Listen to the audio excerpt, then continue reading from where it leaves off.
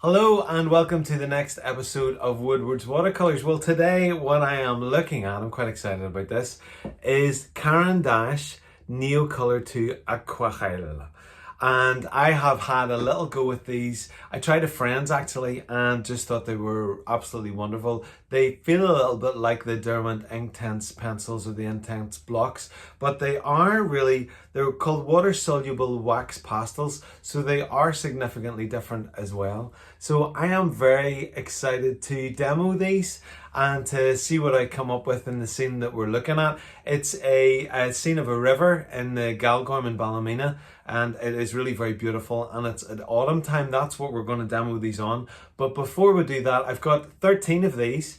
I ordered them fairly recently, and let's just do a little swatch through of them, and then we'll get to drawing the scene together. So come on with me and let's demo and have a go with the Caran Neocolour to Aquarelle wax crayon. I'm trying to remember the way they're called. Let me read this so I'm getting this right. There was me trying to do a lovely succinct intro. Water soluble wax pastels. Come on, let's give them a go. Now, I ordered these from Jackson's Art Supplies, and I think it is called Jackson's Art Supplies, and they were on offer, and it meant that I could select them individually, a bit like when I ordered the Derwent Inktense, the bespoke colours that I wanted. Now, I want to say on the first off, I've had to write on this Caran water soluble oil pastels because it came in this box. And I have to say, I was a little disappointed with the box because I thought a little tin would have made it feel so much more special. So I ordered 13 of these. They were, I think, roughly about $1.75 each. So I mean, they're not the most expensive thing, and they're not the dearest thing in the world either. But let's just swatch out these colors. So we have got the first one here is ultramarine blue. Okay. So let's just go through this process. I think what I'll do is I'll put them back into the box once we have got the colour done, and then we can see together. Let me move that off shot. So you can see just as I add there's a lovely pool of the colour. Next one is Prussian blue. So obviously I chose colours that I would really use because I often find that whenever you invest in a set, that there tends to be colours that aren't something that I would regularly use. So I was thinking sky with these colours, and also oceans and, you know, just bodies of water. Isn't that lovely? Isn't the pull of the colour and the way it settles just really, really beautiful? It's almost quite ephemeral. Love that word. This one is, this next one is brown, just simple brown. I realised actually that I told you that this was ultramarine, this was Prussian blue. The next one was cobalt blue. And this one is just called simply brown. Not simply brown, just it's called brown. And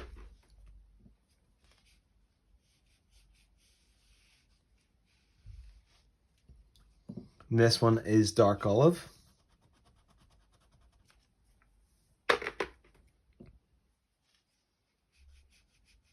It's quite a milky one. Now, I'm not as fussed on that kind of a milky texture. I had bought a much cheaper version of this kind of thing from TK Maxx or TJ Maxx if you're in the States, and had their lovely red label on it, and was deeply disappointed because they were so muddy. So that dark olive does give me a little, sort of takes me back to those other ones. This one is dark indigo. And again, look at that. Those darker tones certainly seem to, blue indigo, that one's called.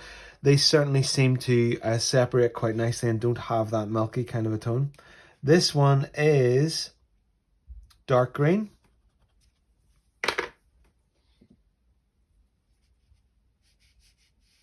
And that's really quite luminous, which is not something that I love in watercolour. This one is light cadmium red.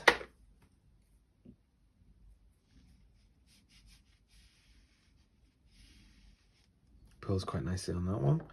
This one is Van Dyke brown.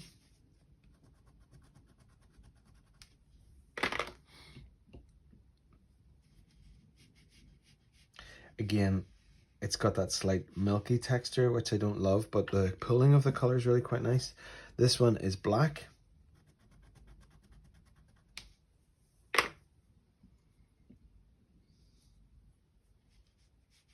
Always love the blacks. Look at that. The separation there is just wonderful. And this one is Payne's Grey, my favorite of all tones. Now, just by putting that down, I'm wondering if it's going to be quite, it is quite milky. But it's okay, you know. It almost feels like the graphite, the Faber-Castell graphite pencils. That one in particular. This one is yellow, which I have attempted with, and it actually mixes quite well, which is nice. Probably quite milky, but really very hard to see. And then the final one that I have is olive brown. And it looks again like it's going to be a pretty milky one as well. I mean, it's okay, but it's certainly, those milkier tones are not my favorite. So let me just show you this a little bit more closely. You can see the way the colors are separating and just dropping in nicely into the cold pressed paper that we have. So there is the colors swatched, and gives you a little bit of an idea as to how they work together. Now what I want to do next is let's have a look at this together. This is the little reference image. This is of the Galgoyne River, and we're going to just draw this together and see how these things move in responding to a reference. Okay, so we've got everything organized, and it is then just a matter of getting started. So let's try this Van Dyke Brown first of all, and we're going to just pick out the basic kind of structures, just using it slightly on its side here to just get those, this moving to the dark green here, just to get the basic structures that we're seeing in this scene. Now, I really enjoy this way of working, in that you are kind of nearly frantically moving the item that you're drawing with around, whether that's a brush. And I just like the almost the, much as I don't really like the word energy that you get, I think it's very appropriate. It sort of imparts a certain amount of movement to the thing just whenever you're moving like this, and I find it wonderfully freeing, because so much of whenever I was certainly in school, where the damage was done, was it had to be, you know, draw light until it's right, and has to be really very neat and accurate and all of those things. Whereas whenever you are doing something like this, you're working with the movement that is present in the image, and it keeps it more alive, and it also lets you work nice and quickly, which is really lovely too. This is black, so just really leaning quite heavy in here, different points to get, just picking out these darker areas between these trees. Just changing my grip there, did you notice that? To be able to apply more pressure. Picking out, these are the darkest points here. And then let's shift this to the Van Dyke Brown for some of these areas in here that don't need to be just quite as dark. And then I've got this, the marks in the river. So, I mean, water is something that's quite challenging to do, but at the same point it is an absolute joy to do as well. And again, look at these lines.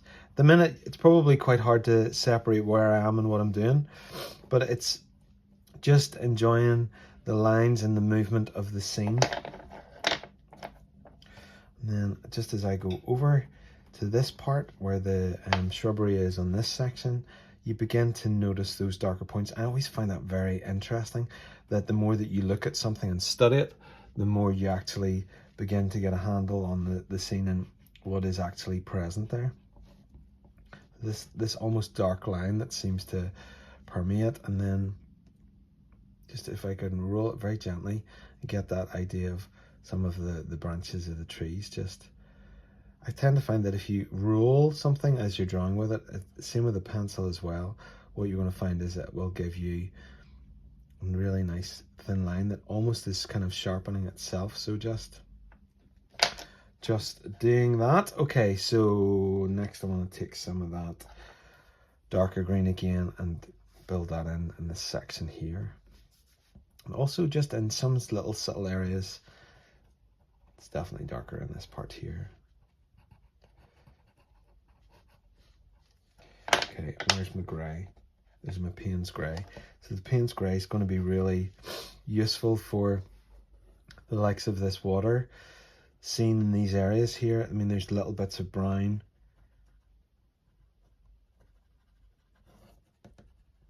But just moving it and just varying the intensity, and again employing that kind of rolling technique as well. It's just twisting it. See what I'm doing? Just moving it as I go, just to add in just a little bit more information, pushing it down to be able to get it in there. Now there was a darker brown that I had there. I think we've used it already.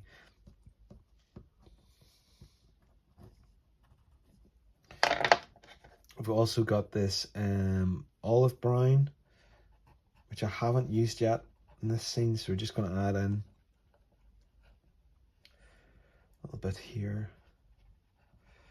And I think that also, you know, you can of course research what is common use on something, but I say this a lot, that actually I don't believe that there's proper use. I believe there's common use, and we are to discover for ourselves how we might use something, and I think that really is a joy to do that. So this is introducing the red. Now, what I love about sets like this is you can't really, you know, I obviously can't mix the exact colour that I want to drop down, so there will of course be abstraction in the colours that we're using, which there always are, but maybe more so than most. I love the freedom of that, and we're going to try and just demonstrate how you might mix some of those tones. So I'm leaning really lightly here, just in preparation, and I am thinking in layers. I know that might be surprising in some ways. Well, thinking in layers in terms of how I'm putting the Neocolour on, the Caran Neocolour on. I'm not going to go in and do this several times, as in add up and build up the layers on it. But what I am doing is thinking, okay, so how might these mix? Just hence those little sort of soft flourishes there. Now, this one, just going in much more strongly here to be able to get these in together. Now, I wonder, you know, you can even see them a little bit, just sort of going on top of each other and mixing together. Now, I'm expecting as well, I know that from when I did this before, that you can actually lift the colour, because there's so much of it and the pigment is so strong that you can actually lift it and move it together into different sections. So that's going to be interesting to demo here as well. I've got this pointed wash beside me. It's my favourite pointed wash that I own, and it's going to be the catalyst to get this, well, catalysts don't take part in the process, but certainly catalyst in terms of getting the colours to move around together. Now, I think what I'll do as well is some of this lighter brown, just moving it in different sections here so effectively we are like laying down a trail to really mix together. Must be what it's like when you're putting fireworks together. You know that if you add this and this, then once there's explosion, then the colours might go together in a particular way. I really enjoy working like this, and what I most enjoy is you don't know how this is going to turn out. You haven't got a clue. And I enjoy also doing this in videos because it shows the process much more honestly than, you know, having practiced over and over and over again. My practice is my practice, is the day-to-day painting and just building up the skills and the confidence just to go for these things, you know. It's a little bit of Van Dyke brown again. Now, also wonder, is there anywhere else where we need this darker green? Maybe introduce a little bit of it here in this section. Okay. Now, just having a quick glance over it and seeing. Now, we'll maybe just use a little bit of that cobalt, just because it seems like that's happening a little bit over in that section. Now there's also other parts here, so we're going to use that dark violet brown.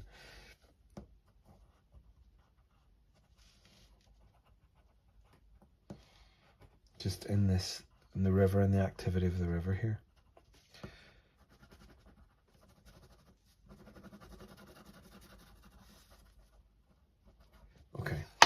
Okay, so that's all we're going to do with the colour. So now we're going to get the water on here and see where this goes. So there's going to be lots of movement of the colours together. And I'm pulling out quite deliberately these darker areas so far. Just want to really notice them first. See where they are down into the river. So what we could do with the river is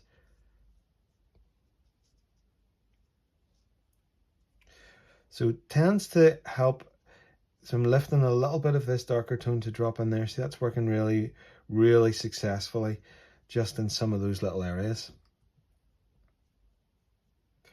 And water, you know, water communicates water best, doesn't it? This, which is where watercolor just works so well. Now that's really quite light, so I'm just darkening that down by lifting just some areas of those lighter tones. It's a very different media. It acts very differently than what I'm used to, but it is just really enjoy it. And I quite like the messiness of it as well. The fact that it's not, doesn't behave, you know, you're kind of coaxing it together in lots of ways, but it's not like it's saying, yeah, I'm going to do exactly what you want me to do here. It's learning to work with it and letting these colors bring this black down in here to this under part. Get this river moving.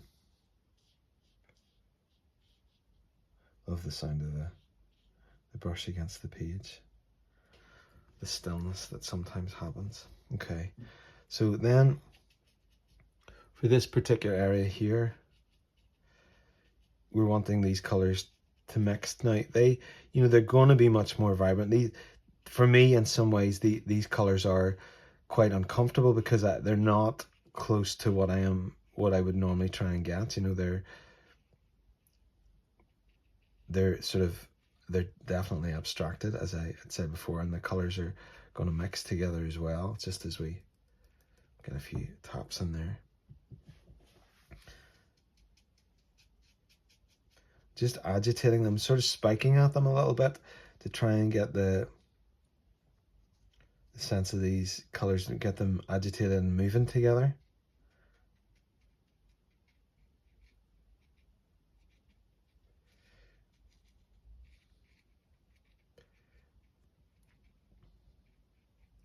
So you can see there's a really quite serious difference. Now look at this section here. I'm finding that a little bit annoying, the way that's going together there. So dried off the brush, cauterize the bleed, and the two of them should remain. So again, you're getting some of that milkiness of some of those tones mixing together. And I'm just trying to be as careful as I can in certain areas to see if we can get these to interplay in the way that we want them to, rather than not the way that we don't. Now I'm interested to see how this area is going to come across and what it's going to do. Deliberately spiking the brush in this direction to give that idea, using the point of the pointed wash to give just that information of the smaller trees, or the trees that are further away. Now I'm going to deliberately link this down into the black here and let that intersperse a little bit. And I would also assume that that's a nice little splat there. I would also assume that as the colors dry in this, it's going to be interesting too as to how what it looks like as well. I just want to try and pull these things together a little bit. Now you're getting some sediment settling as well, just on the page there.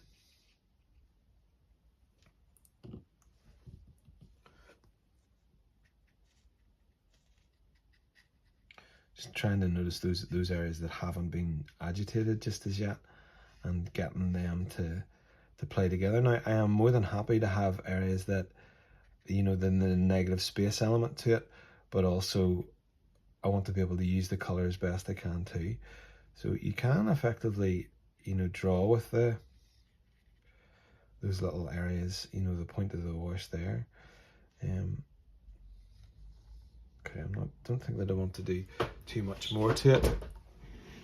But there you go there, you know, this is not the way that I would usually paint, and I actually really enjoy that. It's a really nice, media like this are really helpful to experiment with and to just figure out how they work. And just there, if you notice, I am just squeezing off, well, I'm doing it off camera, sorry, but I'm just squeezing off the brush and picking up the excess, and areas where they are playing together in a way that I don't want them to, then I'm just lifting that.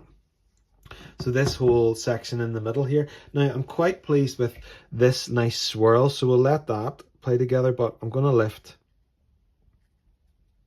in this section here.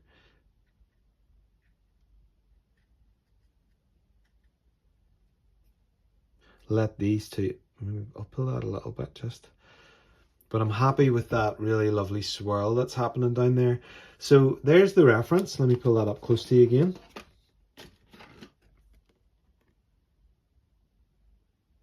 And there's my interpretation of the reference with these most wonderful Caran d'Ache Neocolour 2 Aquarelle Water Soluble Wax Pastels. Well now, what did you think of that? Such a different media to use, and actually because it's got a very much thicker point really than I would be using in terms of even a brush or even a pencil or a pen, it really lends itself well to freedom of expression. And I would suggest that if you're interested in buying those Caran d'Ache wax pastels, water, so the name is quite long, isn't it? Neocolour 2, Caran d'Ache Neocolour 2 water soluble wax pastels. If you're interested in using them, then it might be a nice idea to get a big roll of paper or a larger sheet and just enjoy playing with them and experimenting. A really, really good tool to be able to loosen up with. Enjoyable to figure out how to get them to play against each other. I really am not a fan of that milky kind of a tone or that milky kind of a feel that seems to come off some of those. That's not a win for me. But the ones that are much richer and darker are just really a joy to work with. I hope you have found that interesting. Maybe it'll inspire you to buy yourself some of those, like Bonnie's getting all cozy now. Inspire yourself to get a set of those. I am disappointed that it didn't come with a tin. So if you're buying a bespoke set for colours that you personally want and know you would use, then just be aware that it's going to come in a little box. But I get the joy of trying to source a little tin now. As always, thank you for watching. Do like and comment. Do subscribe, hit the little bell icon and you'll be notified of new videos coming out. If you're interested in doing one-on-one tutoring, then that is something that I would really love to do with you. You can check on my website, which is www.woodwardswatercolours.co.uk. There you'll find prices and information about all of those things, as well as commissions and a link to my Etsy site. But that's everything from me now. Hope you have a good rest of your day, and I will see you sometime soon. And Bonnie's going to have a wee doze now. Bye for now.